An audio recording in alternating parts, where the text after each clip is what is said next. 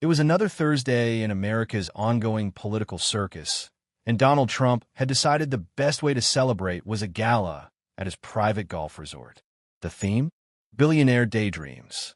Guests arrived in glittering gowns and tailored suits, oblivious or indifferent to the millions of Americans watching their benefits expire. Trump was in his element, gesturing wildly, snapping selfies, and broadcasting every moment to a following that seemed to worship chaos itself.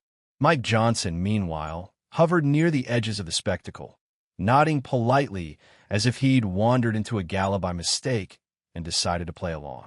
His calm composure was the perfect counterpoint to Trump's firework personality, where one screamed, the other whispered. Together, they were the embodiment of modern political theater, one the engine of disruption, the other the footnote of legitimacy. Across the country, Jimmy Kimmel prepared his nightly monologue. Every night, he turned headlines into high-wire comedy, juggling absurdity and outrage with surgical precision. Tonight's focus, the Trump-Johnson alliance. Trump's like the kid who sets off fireworks in the living room, Kimmel quipped, and Johnson is the one carefully sweeping up the glitter afterward while pretending this is all normal. The political calendar offered no shortage of material. Texas had redrawn congressional districts, expanding Republican seats, and Trump had instantly declared the election a scam before the first ballot was even counted. Johnson nodded along politely, neck creaking with effort, as if to say, yes, of course, whatever you say, sir. The spectacle was mesmerizing, a combination of slapstick and statesmanship that left Americans both horrified and entertained. Meanwhile, races across the nation unfolded like subplots in a sprawling reality show. Former Governor Andrew Cuomo, trailing newcomer Zoran Dami, suddenly gained endorsements from Trump and Elon Musk. The narrative shifted overnight. A 16-point deficit ballooned to a 30-point catastrophe. Trump spun the story with the confidence of a man rewriting history with a Sharpie, while Johnson provided a calm narration of events, the human equivalent of a footnote in a neon-lit tragedy. Back at the gala, the contrast between the two men could not have been starker. Trump, glowing in self-importance, dominated every conversation. Johnson, steady and polite, smiled at the absurdity around him. Guests in prison jumpsuits, sequin gowns, and power suits mingled under chandeliers, a surreal mix of comedy and high society. Kimmel would later call it faith-based disaster management, a fitting description for the nightly American political soap opera.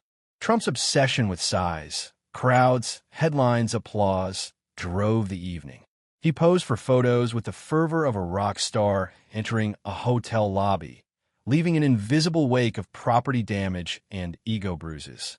Johnson offered his humility as a foil, the polite counterpoint that made the chaos digestible. It was a dance of extremes, flamboyance and restraint, spectacle and quiet justification, each feeding the other. Even elections became theater. Every rally, endorsement, and tweet was fodder for satire.